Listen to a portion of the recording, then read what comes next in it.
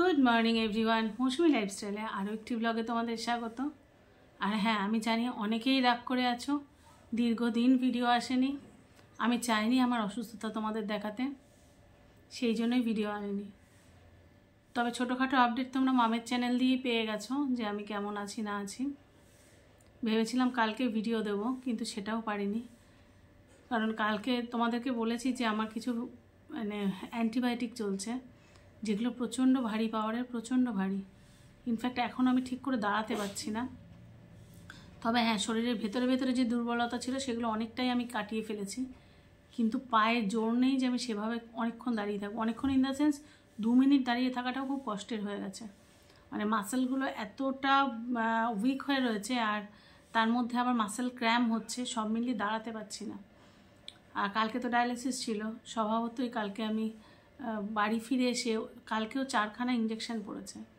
আগের দিন ডায়ালিসিসেও 4খানা ইঞ্জেকশন পড়েছে, কালকেও 4খানা ইঞ্জেকশন পড়েছে। তার মধ্যে একটা তো অ্যান্টিবায়োটিক খুব ভারী পাওয়ারের, যেটা আমার চ্যানেল ইনফেকশন হওয়ার জন্য হয়েছিল, পড়ছে। তো সেটার পরে আমি আর দাঁড়াতে পারছি না, প্রচণ্ড উইক লাগছে, মাথাটা ঘুরছে, চোখ মুখ ঘোলা দিচ্ছে, যেটা ইনফ্যাক্ট এখনও হচ্ছে। গতদিন যেটা হয়েছিল 1.5 দিন বাদে গিয়ে, ধরো কালকে নিয়ে এসেছি, আজকে দুপুরে ঘুমিয়ে ওঠার পরে একটুখানি ফ্রেশ লাগছিল। তো আজকে সেটা এখনও শুরু হয়নি ফ্রেশ লাগাটা। তবে যাই হোক, প্রচণ্ড উইক লাগছে, দাঁড়াতে পারছি না। কিন্তু সে জ্বর চলে গেছে, একদমই জ্বর চলে গেছে। কালকে শনিবার ছিল, বুধবারে ডায়ালিসিস নিয়েছি।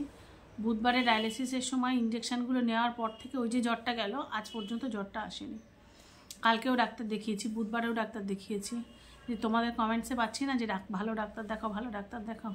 আমি এই 1 মাসের মধ্যে অন্তত 10 বার ডাক্তার দেখিয়েছি, অন্তত 10 বার। ডাক্তার দেখাচ্ছি না এমন নয়, কারণ আমার মতো পেশেন্ট, আর তোমরা তোমাদের দাদাকে খুব ভালো করে চেনো যে আমাকে বাড়িতে ফেলে রাখবে না। ইনফ্যাক্ট আমাকে নিয়ে ছোটাছুটি করতে করতে আজ 3-4 দিন তোমাদের দাদার জ্বর, বেশ ভালো রকম জ্বর। এবং কাল থেকে মামেরও জ্বর এসেছে, কাল রাত্রির থেকে। তো আমি কতটা আনস্টেবল হলে ওরা এতটা অসুস্থ হয়ে পড়ে বুঝো, যে আমাকে নিয়ে ছোটাছুটি করতে করতে এখন ওরা অসুস্থ হয়ে গেছে। তো বাড়ির পরিস্থিতি বুঝতেই পারছো কতটা খারাপ জায়গায়। কারণ আমি এখনও পুরোপুরি সুস্থ হয়নি, এর মধ্যে তোমাদের দাদার জ্বর, এর মধ্যে মামের জ্বর, তাহলে পরিবারে আর শক্ত সামর্থ্যটা আছে কি? যাই হোক, তার মধ্যেও আমাদের চলতে হবে। ছোট্ট মিঠিটাকে দূরে রেখেছি যেন আমাদের কাছাকাছি না আসে। তবে অ্যান্টিবায়োটিক পড়ার পরে আমার জ্বর সেরে গেছে, আমার আর জ্বর আসেনি। কিন্তু এত ভারী পাওয়ারের সব ইঞ্জেকশান, তো সেগুলোর জন্য খুব উইক লাগছে, ভীষণ উইক। আমি প্রতি মুহূর্তে মনে হচ্ছে ঘুমিয়ে পড়ি। কিন্তু তোমাদের এত কমেন্টস পাচ্ছি, এত বন্ধুদের ভালোবাসা, আমার নিজেরও খারাপ লাগছে যে আমি তোমাদের সাথে সব যোগাযোগটা রাখতে পারছি না। কিন্তু আমি প্রতি মুহূর্তে তোমাদের যারা যারা কমেন্টস করছো পড়ছি। আর মামের চ্যানেলে দেখছি অনেকে লিখছো, প্রত্যেকে যে ছোটো ছোটো আপডেটগুলো পাচ্ছ। অ্যাটলিস্ট আমার রেগুলার ভিউয়ার্স যারা, তারা কিন্তু ঠিকঠাক খোঁজ মামের চ্যানেল দিয়ে নিয়ে নিয়েছো। তো যাই হোক, সেই জন্য ভাবলাম চলো ছোটো করে আপডেট দিই। আর ডেফিনেটলি কাল থেকে আসবে আমার রেগুলার ব্লগ যেমন আসে, কারণ আর কতদিন সংসারকে অ্যাভয়েড করে থাকবো। কাজ তো করতেই হবে, সংসারটাকে তো চালাতেই হবে না। আর যেখানে পরিবারের সবাই অসুস্থ, এই কদিন জানো এমন একটা পরিস্থিতি, সবার জ্বর হওয়ায় এরকম চলছে। রাত্রে হয়তো রুটি কিনে এনে দুধ রুটি, দিনের বেলা আলু সেদ্ধ, ডিমের অমলেট, বাটার, এর বাইরে সংসারের পরিস্থিতি ভীষণ খারাপ। সকালে ব্রেড অমলেট বা ব্রেড বাটার এই খেয়ে আমাদের চলছে। কারণ করার মতো পরিস্থিতিতে তো কেউ নেই। যেটুকু না করলে নয়, যে যখন পারছে সে তখন করছে। কখনো আমি পারলে আমি করছি, কখনো মাম পারলে মাম করছে, কখনো ওর বাবা, এইভাবে চলছে। যার যখন শরীরটা একটু ঠিক থাকছে তখন সে করছে। আর চা দুধ, এর উপরে আমাদের সংসারটা চলছে, খাওয়া দাওয়া এইভাবে চলছে। মাছ খেতে গেলে মাছ ভাজা, ঝোল করার মতো পরিস্থিতি, যে দাঁড়িয়ে যে করব, আমার পায়ে বল নেই।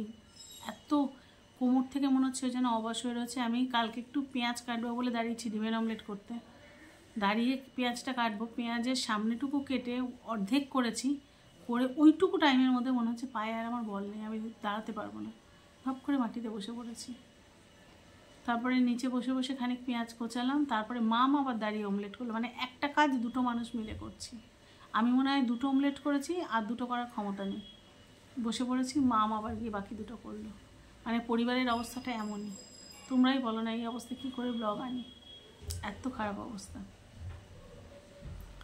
যাই হোক, তবু ওই যে মাম ছোটো ছোটো ছোটো ছোটো আপডেট দিচ্ছিল।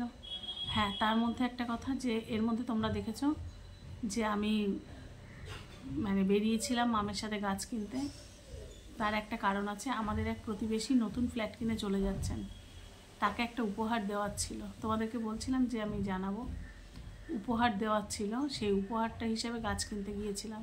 কারণ তোমরা জানো আমি গাছ এতটাই ভালোবাসি যে আমার কাছে সব থেকে সুন্দর উপহার হলো গাছ। তো তাকে দু একটা গাছ দেবো, কারণ তার সুন্দর একটা ব্যালকানি আছে, তো সেই হিসাবে তাকে গাছ দেবো বলে আর সঙ্গে আমার দু একটা গাছ কিনেছি। তো সেই জন্য আমি গাছ কিনতে গেছিলাম, আর সেটাই তোমাদের সামনে শো করেছি যে আমি গাছ কিনতে যাচ্ছিলাম মামের সাথে, তোমরা দেখেছো অলরেডি। তো তাদের নতুন বাড়ির কী উপহার দেবো আমি বুঝে পাচ্ছিলাম না, আর আমার কাছে সব থেকে সুন্দর উপহার হলো গাছ। তো সেই হিসাবে তারা গাছ, একেবারেই তাদের বাড়িতে গাছ ছিল না, তো আমার হাত ধরেই তাদের বাড়িতে নতুন করে গাছ শুরু হোক, এটাই। আর গাছ সবাই ভালোবাসে, এটা আমি বিশ্বাস করি। তো সেই হিসাবে গাছ কিনতে গেছিলাম, নাহলে বেরোনোর মতো পরিস্থিতিতে নেই, তবুও মনের জোর নিয়ে বেরিয়েছিলাম। আর ওই দিন বিকালটা যেন একটু ভালোও লাগছিলো, মনে হচ্ছিলো ঠিক আছে চলো আমি স্টেবল আছি। আমি না যখন পারি দাঁড়াতে চেষ্টা করি নিজেকে যতটা স্টেবল করে রাখা যায়। তো যাই হোক, এইভাবেই চলছে। তবে প্রচণ্ড উইক আছে, আমি জানি না তোমরা আমার চেহারা চোখ মুখে বুঝতে পারছো কি না। তবে এটুকু সুখবর যে আমার ইনফেকশানের জন্য যে গত 1.5 মাস ধরে জ্বর আমি কাটিয়ে উঠতে পারছিলাম না, 2 দিন জ্বর কাটছে, তো 3 দিনের দিন আবার জ্বর আসছে। সেই জ্বরটা এই বুধবারের পর থেকে আজ রবিবার এখনও পর্যন্ত আসেনি। তাই ভাবলাম চলো তোমাদের সাথে অন্তত এটুকু শেয়ার করি। আর কাল থেকে মিঠির পরীক্ষা, পরশু থেকে মামের পরীক্ষা।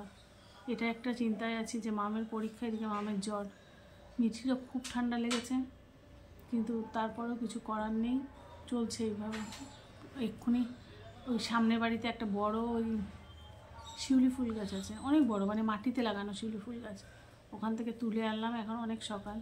আর ভাবছি ছাদে যাবো, অনেক তুলসী পাতা আনবো, তুলসী পাতা শিউলি ফুল পাতা রস করে মধু দিয়ে বাচ্চাদেরকে খাওয়াবো, শুধু বাচ্চাদের না বাবাকে।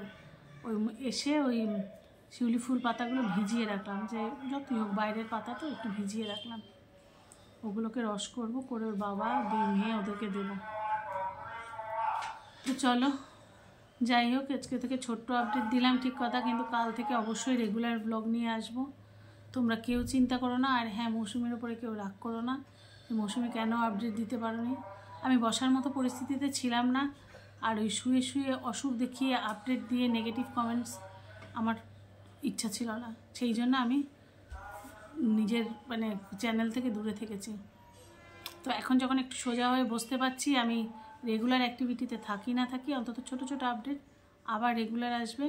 আর তোমরা প্লিজ প্রে করো, যে ইঞ্জেকশানগুলো চলছে, আমার 7টা চলবে, ডাক্তার বলেছে অ্যান্টিবায়োটিক, সবে 2টো।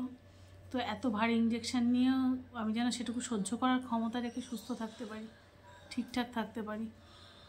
তো এটাই বলার, যে তোমরা প্রে করো আমি যেন এইটুকু ইঞ্জেকশান নিয়ে সুস্থ থাকতে পারি, ভালো থাকতে পারি, আর খুব তাড়াতাড়ি আবার তোমাদের মাঝখানে সে আগের মৌসুমে হয়ে ফিরে আসতে পারি।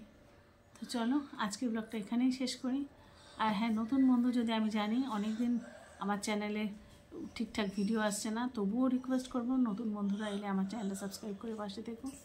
আর ব্লগটা যদি একটুও পছন্দ হয়ে থাকে লাইক কমেন্ট শেয়ার করে পাশে থেকো। দেখা হচ্ছে নতুন ব্লগে, ততক্ষণ জন্য সবাইকে টাটা।